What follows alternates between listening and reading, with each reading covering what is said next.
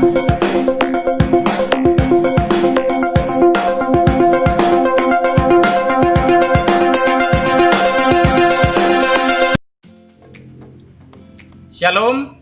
selamat pagi dan salam sehat selalu. Pada hari ini, Kamis tanggal 6 Agustus tahun 2020, kita akan mempelajari mata pelajaran IPA Biologi yang akan dibawakan oleh Ibu Marta Sara SPD. Selamat belajar dan tetap semangat. Selamat pagi anak-anak, salam sehat. Materi kita hari ini berbicara tentang tumbuhan. Kalian perhatikan, tumbuhan terdiri atas organ. 1. Akar. 2. Batang. 3. Daun, buah, dan bunga. Kalau tumbuhan itu akan berbicara kepada saya dan anak-anakku sekalian, maka mulutnya yang disebut stomata akan berbicara. 1. Selembar daun berarti secerca bagi kehidupan saya dan anak-anakku. Kau dan aku tak bisa dipisahkan karena kita saling membutuhkan. Kau hidup perlu oksigen, dan akulah produsennya. Aku hidup berbunga, berbuah, bukan untukku, tapi untukmu. Kau mengeluarkan racun, akulah yang membersihkannya. Materi kita pada bab 4 berbicara tentang struktur dan fungsi jaringan tumbuhan. Sebelumnya kita akan melihat kompetensi dasar, indikator, dan tujuan pembelajaran kita. Pertama, kompetensi dasar kita adalah menganalisis keterkaitan struktur jaringan tumbuhan dan fungsinya, serta teknologi yang terinspirasi oleh struktur tumbuhan.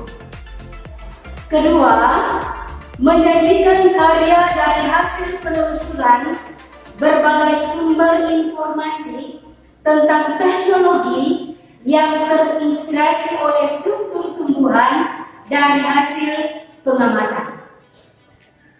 Indikator pembelajaran kita adalah kita akan mendeskripsikan struktur dan fungsi jaringan tumbuhan. Yang kedua, menyajikan hasil pengamatan struktur anatomi batang, tujuan pembelajaran. Yang pertama, kita mengidentifikasi struktur dan fungsi jaringan pada tumbuhan. Kedua, kita menganalisis proses transportasi pada tumbuhan. Kita mulai dengan organ vegetatif pada tumbuhan berpembuluh atau tracheophyta. Organ vegetatif yang pertama adalah akar. Organ vegetatif yang lain daun, batang. Kita melihat pertama pada akar tumbuhan. Akar pada tumbuhan terbagi atas akar tunggang dan akar serabut. Kita mulai dengan akar tunggang. Ciri dari akar tunggang adalah memiliki akar utama yang jelas, akar cabang, dan pada umumnya dimiliki oleh tumbuhan dikotil. Perhatikan struktur anatomi akar tunggang pada gambar berikut ini.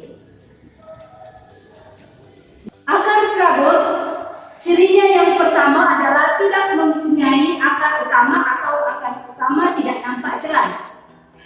Kemudian, akar tumbuh dari pangkal batang. Yang ketiga, bercabang-cabang seperti serabut.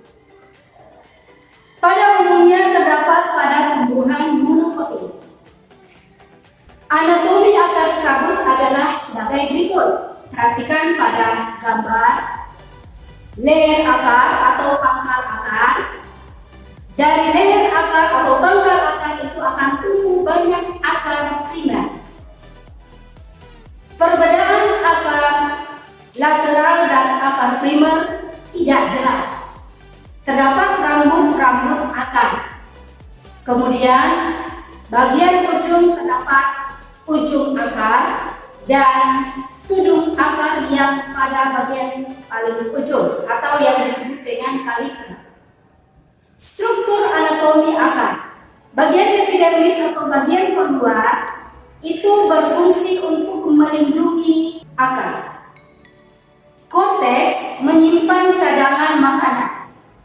Epidermis mengatur penyebaran air. Stel atau silinder pusat tempat silem dan floem. Struktur anatomi akar lebih jelasnya kita lihat pada gambar. Bagian epidermis, korteks, kemudian nampak juga pada gambar perbedaan antara struktur anatomi akar monokotil dan akar dikotil. Kita lanjut pada struktur anatomi batang. Pada gambar jelas terlihat perbedaan antara struktur anatomi batang monokotil dan struktur anatomi batang dikotil. Struktur anatomi batang dikotil itu nampak jelas letak antara silem dan floem membentuk sebuah lingkaran, sehingga biasa disebut dengan lingkaran tahu. Sedangkan pada batang tumbuhan monokotil, letak silem dan floem itu tersebar. Selanjutnya kita melihat struktur anatomi daun. Bagian paling atas itu terdapat epidermis atas, kemudian bagian bawah dari epidermis ada jaringan pagar, kemudian jaringan spons, silem dan floem, kemudian ada stomata bagian bawah, lapisan bawah, dan juga ada stomata pada lapisan bagian atas. Kita lanjut dengan struktur anatomi pada bunga sebagai organ generatif pada tumbuhan. Bunga memiliki bagian-bagian sebagai berikut. Pertama, kita mulai dari bagian bawah, yaitu tangkai bunga. Kedua, kelopak bunga atau biasa disebut dengan dasar bunga. Kemudian ada bakal buah. Di dalam bakal buah terdapat bakal biji. Kemudian yang nampak indah kita lihat pada bunga itu disebut dengan mahkota bunga. Selanjutnya kita lihat alat perkembangbiakan pada bunga, yaitu benang sari dan putik. Benang sari terdiri atas kepala sari, tangkai sari. Sedangkan putik terdiri atas kepala putih, tangkai putih, dan dasar putih. Kita lanjut ke struktur buah. Buah juga termasuk organ generatif pada tumbuhan. Buah terdiri atas biji dan daging buah. Berikut kalian kerjakan dengan senyum. Nomor 1, perhatikan dengan baik gambar tersebut. Dari gambar tersebut kita dapat membedakan antara organ reproduksi generatif pada tumbuhan dan organ reproduksi vegetatif pada tumbuhan. Kalian dapat menentukannya. Yang kedua, perhatikan gambar bunga sempurna dan bunga lengkap.